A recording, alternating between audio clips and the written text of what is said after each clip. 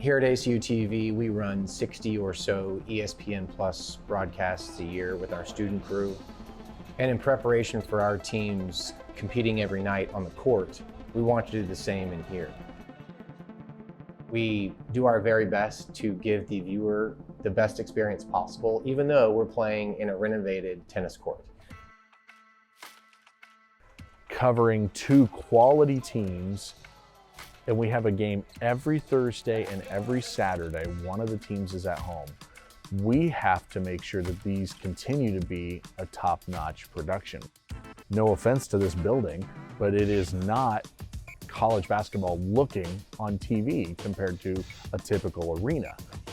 But with the cameras that we do have in here, we can add graphics from the studio, we can do replay, we can still do everything we need to do. It's just in this tennis court that we turned into a basketball court.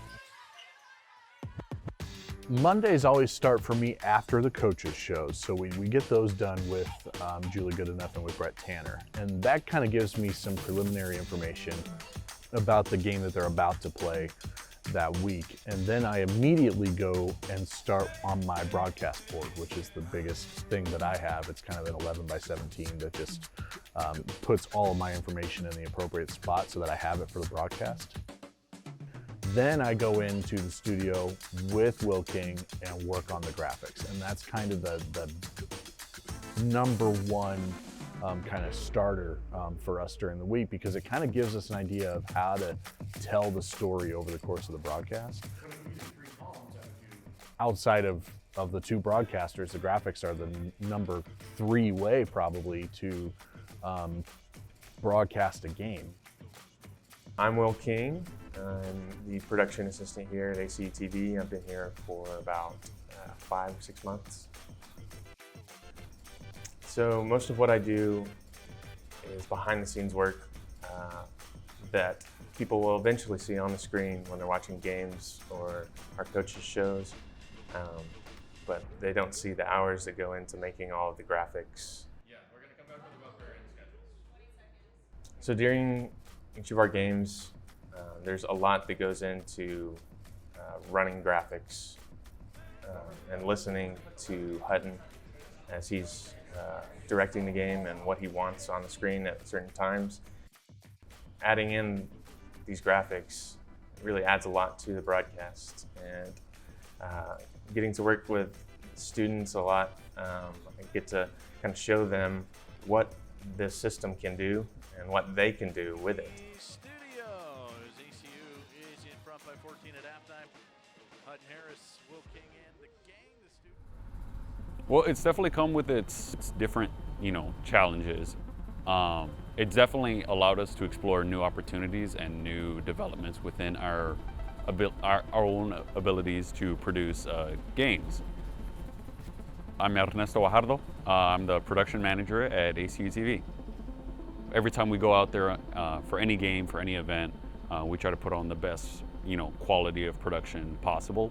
For a typical game day setup, it normally is 2 stationary cams and 2 floor cams. They're just shoulder-mounted cams that our team members use. We also recently have set up at least 3 Marshall cams. They're just little micro cams. 1 for the announcers and then 2 behind the backboard, just to give us a variety of different shots.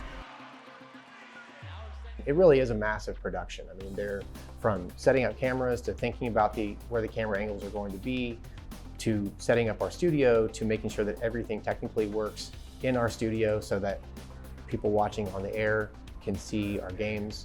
But there's another piece that I think a lot of schools don't really dive into, and that's the student experience of the people that are on camera.